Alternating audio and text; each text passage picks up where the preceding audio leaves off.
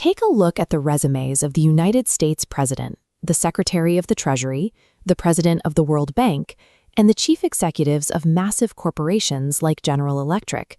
You will find they all share a single origin point: the Harvard Business School MBA. Those three letters function as the union card of the global financial elite. Every year, a new class of 900 students joins a lineage that fills 20% of the top jobs at Fortune 500 companies. In the fall of 2004, a 32-year-old British journalist walked onto the campus.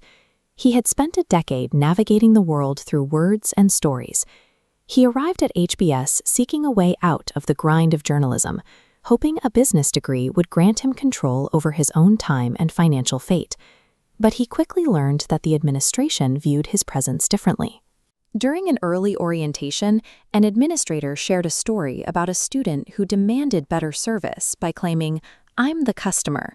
The administrator's reply was blunt: "No, you're not. You're the product."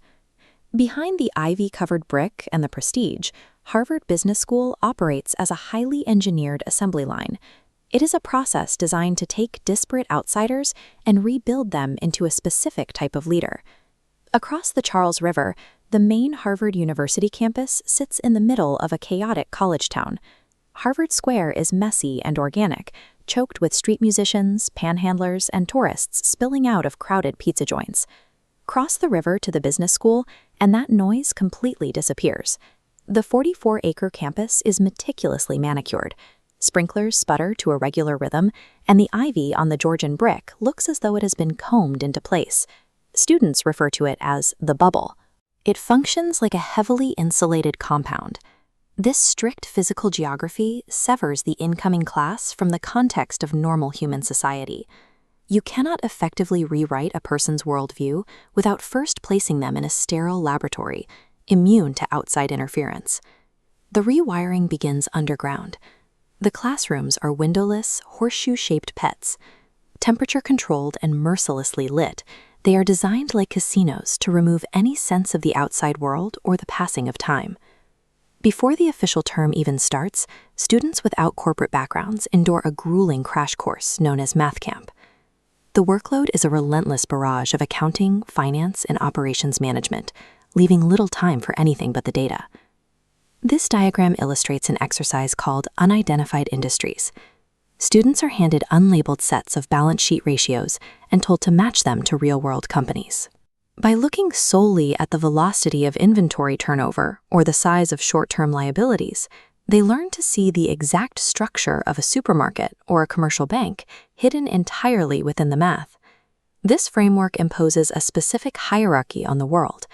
While a delivery truck or a factory is categorized as an asset, something that creates value, human beings never appear on that side of the ledger. On a balance sheet, people are listed strictly as liabilities and costs. After weeks of 12-hour days submerged in these numbers, students begin to speak and think in the same language as their spreadsheets. The nuances of their previous lives, as journalists, aid workers, or engineers, start to recede, replaced by a singular perspective where every problem is solved with a ratio. Once the initial identity is stripped back, the students are ready for reassembly. For the entire first year, they are locked into the section, a 90-person cohort that takes every single class together. It becomes their entire social and professional universe. This graphic shows the mechanics of the school's forced grading curve. The top tier of the class gets top marks, while the bottom 20% is penalized. If you score a 94% on a test, but everyone else scores a 95, you fall to the bottom. Succeeding automatically forces the person sitting next to you down the curve. This competitive pressure extends into seemingly trivial simulations.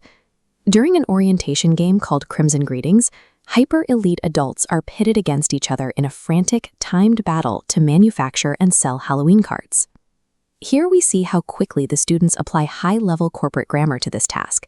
Former consultants draft complex Gantt charts, dense bar graphs used to map out strict project schedules, and enforce one conversation rules to dominate their peers, while applying glitter and glue. By the end of the exercise, the students aren't just making cards, they're internalizing a specific mode of survival.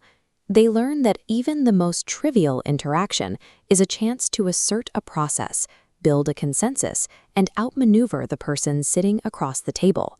Here we see a decision tree, a tool for assigning mathematical probabilities to uncertain outcomes.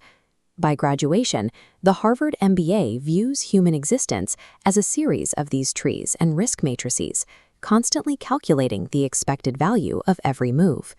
Founded in 1908, the school was heavily funded by Gilded Age titans like the financialer George F. Baker. The goal was to transform the chaotic reality of business into an exact, calculated science.